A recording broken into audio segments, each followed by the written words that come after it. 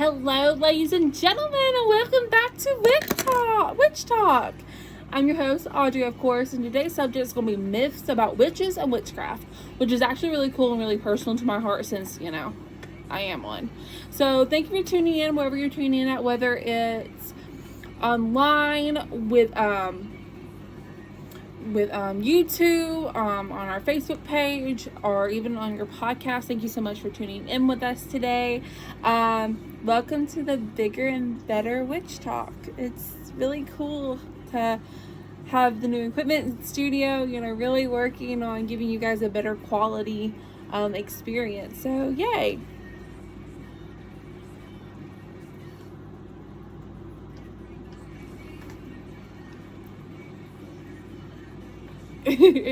So let's get down to it, ladies and gentlemen. Let's get down to myths of witchcraft. And this is what absolutely baffles my mind. So normally if you're a witch, you have people come to you and ask you questions, and they're like, oh, can you do a spell for me? Or did you curse me? Or just typical things that I want to debunk right now, because a lot of the propaganda that you get about witchcraft from the media or from other religions are absolute, well, to be frank, bullshit. So let's go ahead and talk about some of the myths. So the first myth that's up is witches aren't real. Okay, witches are basically, I'm going to boil it down this way. Witches are basically energy workers. They work with spiritual energy to make real physical things happen. So what they do, and I think of it like this. For example, if you have a rock slide and you pour water on the rock slide, somehow, some way, the water is always going to reach the bottom. That's exactly what magic is. You never know how it's going to get to the bottom, but you know it's going to happen. And magic happens in many different ways, and it goes through so many different channels. And witches are basically just spiritual energy sensitive that make things real on the physical realm. And that's one of the things that I absolutely love about magic, is that it comes in embracing you in such a different way, and everyone feels it somehow, whether they feel at peace when they hear rain tapping on your roof, or when you see somebody or you enter something and you feel at peace about it, or you look at someone or you see something and it gives you this eerie feeling. That's your intuition. That's magic. That's your third eye. So that's one of the things that I absolutely find fascinating to me personally when it comes to witchcraft.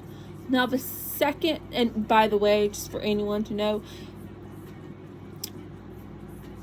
most likely anyone can become a witch. Some people are more naturally talented when it comes to witchcraft. I was more naturally attuned to spiritual energies when I was young. But as I got older, especially puberty, it really started to hit. But if you're more of a physical realm person, it's not going to come as easy to you, and it's going to take a lot of practice than others. But most of the times, if you're a physical world person, you believe in working hard, and you work hard for everything you got. So good luck to you. All right. So second myth, witches are evil. For the love of the triple goddess. No. Witches aren't evil. Witches are like every other human. We look like everyone else. We don't bleed purple or green. We don't have a neon sign above our head that says we're bad or we're evil or we're out to steal your children and take them to our candy house. Witches are just like everybody else. We have our own sense of morality and our own ethical codes. There are witches who practice strictly white magic, or positive magic, or good magic, which is blessings, healing magics, very love and light, is what we call in the witches in the witch community. And then there are other witches who practice dark magic, just strictly dark magic, which is black magic, which is magic that is strictly to take away someone's will out of a situation and do something against what they want.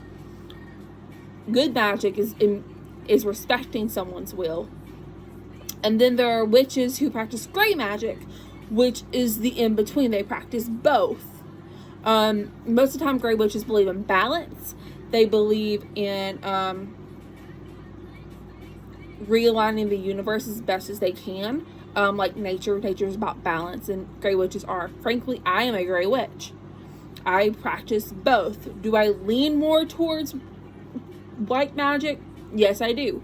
I only go to extreme dark magic if the situation calls for it. Witches don't just naturally just curse everybody that cuts them off on the highway. That's not the way it works. And each witch has their own set of rules and ethics that they follow. That's one of the things I love about witchcraft. Witchcraft is there's no one way to practice. So, but we're about to get back to in a second. So the third one that we're going to debunk: witches sacrifice animals. I'm going to be honest. Whether you practice light magic, dark magic, or gray magic, you have a respect for nature and you have a respect for animals. Witches do not sacrifice animals. And this goes into religious propaganda that was put together many, many years ago during the witch hunts. Witches usually, most likely, are very friendly with animals, and most likely they have familiars. Familiars is when you have spiritual animal companions that assist you in your path as a witch. I have two. I have my cat Azrael and my dog Xerxes. And let me tell you something. The kind of connection that I have with those animals is not a connection that I can have with any human, anywhere, anytime. Just to be frankly honest. So, yeah, debunk that. Witches have a dark Bible. That's the fourth. Now, a lot of people get misconceptions about this because if you watch Charm or if you watch like any other witch movie, you're probably familiar with the term Book of Shadows or a grimoire. A grimoire and Book of Shadows are basically the same thing. So, a Book of Shadows is basically a witch's book where she writes down her spells, her correspondence, things that she's experienced in her path that she wants to pass down to the next generation of witches. Going through her experience is in a magical form, which I absolutely love. I have a Book of Shadows and I write down my spells, I write down my correspondence, I write down things that I've experienced in tarot readings, visions that I've had, connections with the goddesses that I've had, or the gods. And it's really based on the witch. The Book of Shadows is just a tool. If you have a pen, that, for example, if you have a pen, you could write a beautiful love poem with it, or you could stab someone in the neck with it. It can go either way. It just depends how the tool is used. So, yeah, it's pretty much based on the witch. And Book of Shadows can come in many different ways. They can be like voice recordings, like series. They can be video recording series. They can be, written down on a tablet. They can be an actual notebook. It's according to each witch. But, yeah, that old saying, don't judge a book by its cover, completely true. So, the next one is all witches are women. And this is one of the biggest myths that really get on my nerves. Completely and utterly. Because guess what? Witches can be anybody. Of any gender. Non-binary. Trans. Male. Female. I mean, really, it can be anybody. And that's one of the things I love about witchcraft. Witchcraft, as a community in general, is very open. It is very welcoming. It is very loving and kind. And it truly is one of the most welcoming communities that I've ever been a part of.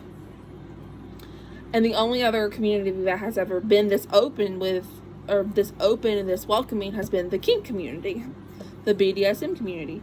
And it really is quite an amazing and incredible community when it comes to this. And we accept all genders, all types of people from different walks of path. You can be rich, poor, white, black, Asian, any race, any sexuality, any species, basically.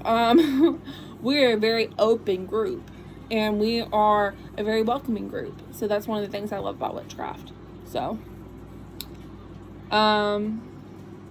you need a lot of experience and a lot of training before casting your first spell.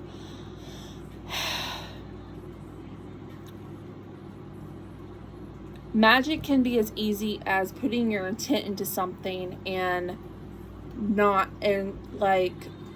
getting your gas to go as far as it possibly can. It can be in any way, any form. If you ever thought too hard about something and it happened, that's called manifestation. That's a spell within itself. So you don't need tons of experience to practice magic. But I am going to make a recommendation. There are some magics that if you're not experienced, or if you're read on, if you haven't asked advice on, or anything along those lines, there is some magic that you don't need to stick your nose in. Not yet. Like necromancy, blood magic, sex magic to an extent. Those are magics that I wouldn't touch if you were brand new on the broomstick. Those are magics that I would really get advice on. I would really study on and know the repercussions of what can happen. I didn't touch any of those 3 magics until the past 2-3 years, and I've been practicing for over a decade. So that's something that I highly recommend. And the best way to know, and the best way if you really want to be sure, is read. I mean, a lot of witches listen to podcasts and things along those lines, which I do highly encourage because you're getting a mentorship from other witches. But read. Read everything. Research everything. And that's one of the reasons why I like to recommend books on my podcast, so you know. So when it comes to that kind of stuff, or working with spirits in general, and leave the fae alone, those are things I would really recommend. But everything else, you're pretty good to go on. The 3 times 3 rule is really based on your personal belief. I'm not Wiccan, and I'm not a love and light person, so I don't think it doesn't apply to me. But if you believe in it, then it does apply to you, and that's on your beliefs. So it's all kind of tailor-made to you. So the next one, there is no one way to practice. You know, in Christianity, the only way you can get to heaven is you confess Christ as your Savior, and you get baptized, and you name your first child after a saint, you get into heaven. Well, witchcraft is not like that. Witches, especially eclectic witches or green witches or any type of witches, we all have our own base relief that's revealed to us by whatever gods, goddesses, or spirits that we call upon. Or even if we don't even call on specific gods or goddesses, spirits, there are the universe and the nature that we call upon that gives us. Hi, say hi to Azrael. She decided to come photobomb us. She keeps playing with my hand. And there is no one way to practice. And no one's practice is going to be exactly alike. No one practice is going to be exactly alike. So that's something you have to realize too, is that you might believe and practice one thing, but someone else practices something completely different. Like there are people that practice that worship chaos gods that feed on chaos. There are witches who there are Christian witches. There are Luciferian Christians. There are not Christians, witches, my bad. Witches. There are witches that are Luciferian Christians, witches. There are witches that worship the Norse pantheon or the Roman or Greek pantheon. There are witches who don't worship anything at all. there are witches that are Native American. So you can go down the line. Witchcraft is not tied to any one religion. Witchcraft is a spiritual calling. It is not attached to any religion, so you can actually bring it in to anything. Like, I don't have a specific religion. I practice the craft. And the craft is my spiritual path. And there are different gods and goddesses across different pantheons that I worship, I call upon, and they're my patron or patronesses. And don't worry, we'll be going over, like, how to choose a patron or a patroness in my Witch Talk 101 podcast. So don't worry, it's coming. Alright, so the final one that I absolutely hate with everything in me, that I just wish that I could wipe this one thought from humanity for the rest of my life and beyond, is this one. Witches worship Satan.